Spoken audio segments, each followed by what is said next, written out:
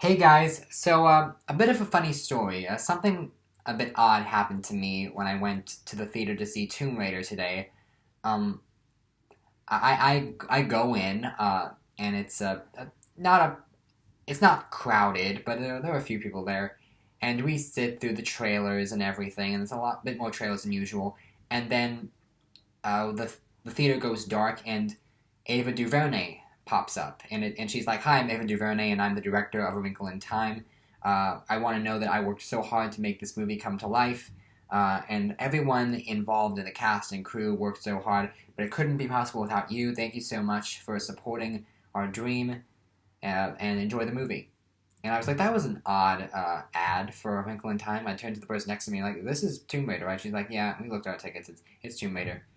And then the theater went really dark, and then the Disney logo came up. And I'm like, wait a minute, this is not a Disney movie. And then the first couple minutes, I'm like, oh my god, they're playing the wrong movie. And I went down and we figured out, yes, it was the theater. The theater said Tomb Raider. They were legitimately playing the wrong movie, and they had to fix it. There's a lot of issues that happen in that theater, but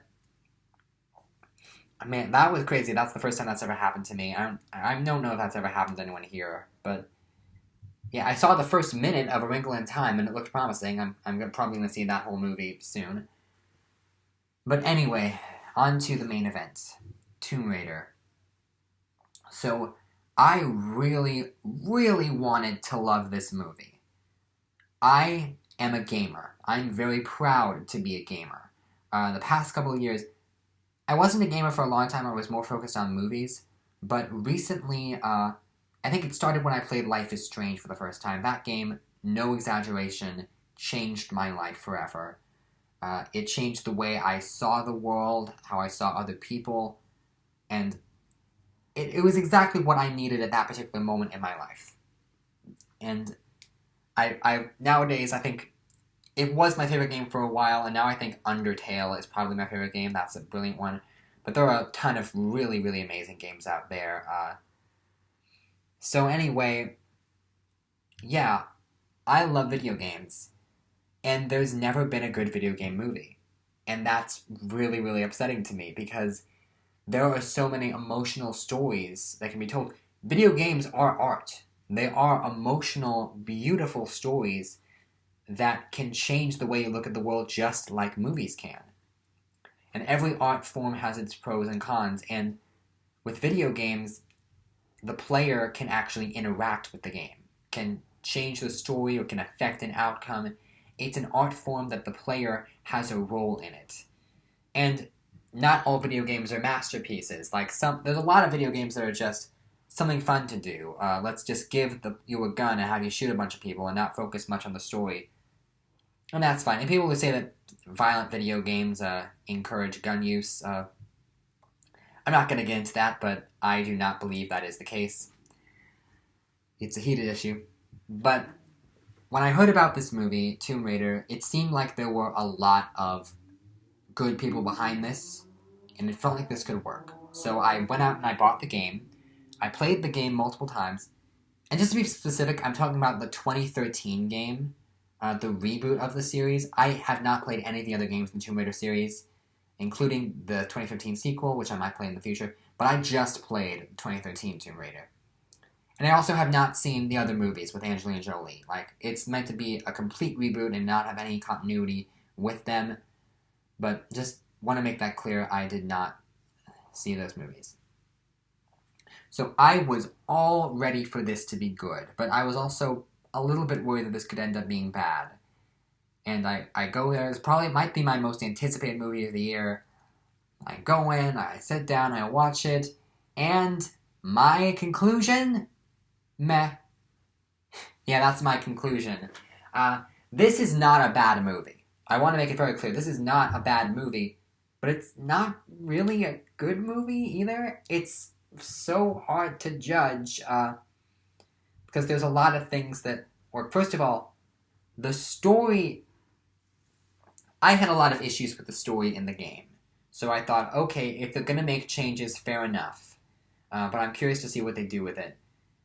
But they changed so much to the point where it's barely even recognizable as the same story. Like, the first, half hour of the movie, before she even ends up on the island, I thought, okay, this is adding backstory, stuff we never got to see in the game. Because the game starts up with the shipwreck, and then she's crash-landed on the island. And it's interesting, because there are moments in the game that are translated very well to the movie. Like, during the sinking ship scene and her first washing up on the beach, then a lot of the action feels very similar. They added a bunch of action scenes before she got to the island, I guess, to keep the audience interested. But, yeah, I was not a terribly big fan of this movie, even though I wanted to be. I think once she got on the island, that's where the plot of the game started, and that's where it became very, very apparent that this was changing a lot of story. Like, when we first was introduced to Matthias, which I don't know why they changed the name. It's Matthias in the game, and that's how it's spelled. So just don't say Matthias, say Matthias. Like, I feel like an idiot. You say leisure, we say leisure. But you say herbs and we say herbs because there's an effing H in it. That's what I think that... You say Matthias, we say Matthias because there's an effing H in it. But back on topic, I'm sorry I got so off topic there. I'm not going to give it away, but there is a twist that comes midway through the film, and that's the point where I sort of officially clocked out. Because they're supposed to... Like, this... I'm sorry, I'm trying to collect my words, but it completely changed what the game was about. The game really is the story of Lara Croft and how she starts up as completely out of her element, as she has no idea how to survive, and she has to try and find something within herself, and by the end, she's become this warrior.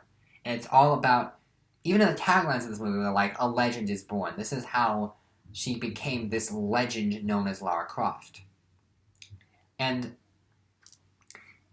But I don't know, in the movie, I never really got that. There wasn't as much a focus on survival. The game almost had a Revenant feeling to it, where it was like one person surviving against impossible odds. And that much of the first half was like that. And then over the course of the story, they became more of a badass, more of a warrior, and began fighting back. And I'm not going to say the game was perfect, because it wasn't, but we got a lot more of that in the game, and I never really sensed that this Lara... Let me put it this way. At the end of the game, when Lara is thinking back to everything that happened, I can see that she is a changed woman. At the end of the movie, I don't know, I sort of had this feeling of, well, that was a weird trip I just went on. Like, I didn't feel she had changed as much. And I don't know what kind of factors go into these decisions like that. I want to stress that Alicia Vikander was very good. She worked out so hard for this movie, and she was very, very believable as Lara. Even the action, and a lot of the action felt very much like the game. I almost wish I had a controller with me so I could pretend I was playing. But Lara she doesn't feel the same way she did in the game, and a lot of the moments that were watered down. I think the perfect example of that. So there is a scene in the game where Lara kills a person for the first time. And because this is an origin story for Lara, this really is the first time she's ever taken a person's life, and they really build this up in the game. And they have this moment in the film too. They recreate it, but it's not done nearly as effectively.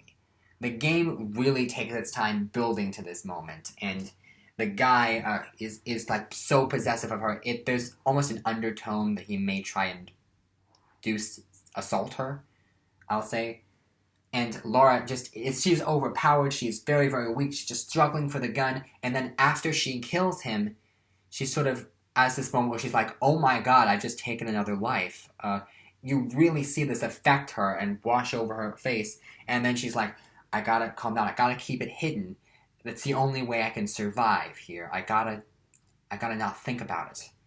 And then there's this great line later when she's like, I had to kill someone, and Ross like, that can't have been easy, and she says, it's scary just how easy it was. That moment's probably the most profound moment in the game. And they sort of recreated it, but it just didn't feel the same way. It just didn't work, and then it didn't come back. Like, after the guy was dead, Lord was just sort of looking at her for a while, and I didn't get this sense of, oh my god, I've just taken another life. And I think that was probably more of a director choice than an acting one. But they took out the line, which I think sells the whole thing.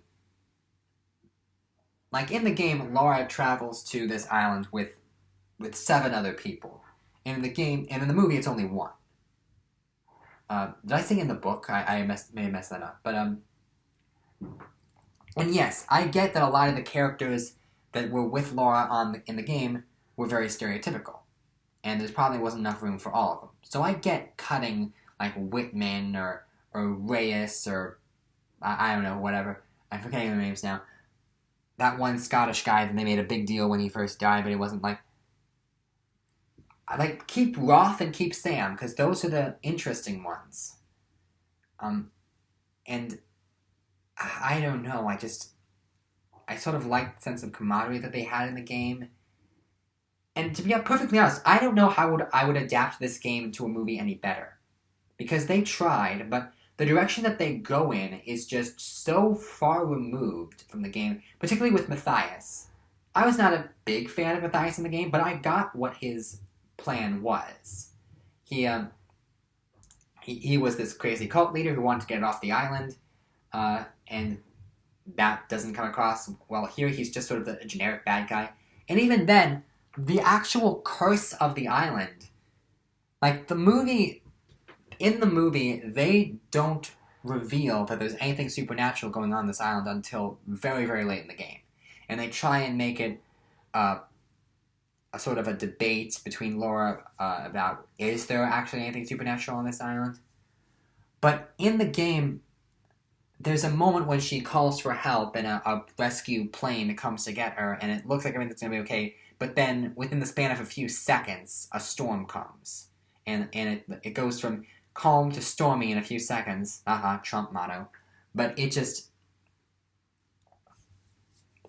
we slowly realize with Laura the supernatural aspect, and that works better, I think, than just pulling the supernatural aspect out of nowhere. It actually felt like something from an Uncharted game, which is kind of funny. It's like, even the movie is ripping off Uncharted. But I digress, because the game ripped off Uncharted a lot in its gameplay. I wonder what's going to happen with the Uncharted movie. We'll see what happens there. It's a prequel, so it's weird. Bottom line, I didn't hate this. It had interesting production value. Sorry, that was an email. It had interesting production value. I really liked Alicia Vikander's performance. The direction, the cinematography, it almost works. Like, it feels like it almost works. And the game is not perfect, so I'm not against making a bunch of changes, but I don't know. I think that even though the story in the game's not the strongest, it still worked better than what we had in the finished game, in the movie. So, and again, I don't know how I would fix it. But this movie, while it's not awful, I think it has a lot of problems. And I'm not mad that I saw it. I don't know how else to describe it. They really tried, and I liked the use of practical effects in a lot of scenes. I liked the wear and tear on Vikander. I liked how a lot of it is her thinking through things and trying to solve puzzles. Again, it felt like I was playing the game. I just needed a controller. But then again, there were some moments in the movie where I was like, Laura, why did you make that decision? If I had a controller, I would have made a different decision. Like, okay, so the movie's not bad, but it's not good either. It's solely meh, which is a shame. And the game wasn't great, but it was better than this. And I don't know why Carson T. Morrissey's fan film What If, A Life is Strange story, I don't know how that is the one film adaptation of a video game that has managed to do it right. I can't explain exactly how that works. And that had a budget of $500. And it wasn't a perfect movie, but it was the best. It's the best example I can think of how to do a video game adaptation right. And this isn't awful. Like, some video game adaptations are awful and completely miss the point. This one, I got the sense at least that they were trying. And some people genuinely enjoyed this movie, and I can understand where they're coming from. You're not going to get a masterpiece. I think you know that going in. You're not going to get... Like, if they did The Last of Us or To the Moon, if they did that right, you could have gotten a legitimate Oscar-worthy masterpiece. This is just a decent flick, you could say. And it's a B movie. And it has moments that work, and they're really trying. I got a sense that this wasn't just a paycheck gig, that everybody involved was trying to make it work. And it's a tragedy that it doesn't quite come together. I really, really wanted this to work. I really wanted this to be an amazing video game movie. But Hollywood just can't quite get it right. But I appreciate the fact that they're trying. And I do genuinely hope that this makes money, so that in the future Hollywood will try to do this again, hopefully with better results. And before I end, I just want to make one thing very, very clear. I made the decision to see this movie in 3D. Huge mistake. Huge mistake. Do not see this movie in 3D. For like the first 10 minutes of the film, I felt like I was getting a seizure. And I eventually got used to it, but it is not very good 3D at all, and it messed with my eyes a lot. So do not see this movie in 3D. But if you want to see the movie, you can check it out. It's not super long. I'm curious to see what people who haven't played the game think of this adaptation versus people who have played the game, because it very obviously changes a lot. But the game wasn't perfect. The game had a lot of issues, and again, I don't know how I would have done it better. So, on the whole, it's solidly made. Alicia Vikander is very, very good. She's probably the best thing in it. I just hope that future directors can do better things with video game movies, because people just underestimate video games as a whole, and they shouldn't. Video games are art too, and if you can make a film out of a play or out of a book, you should be able to make a strong film, much stronger film than this, out of a video game. So that is my review. Thanks for watching.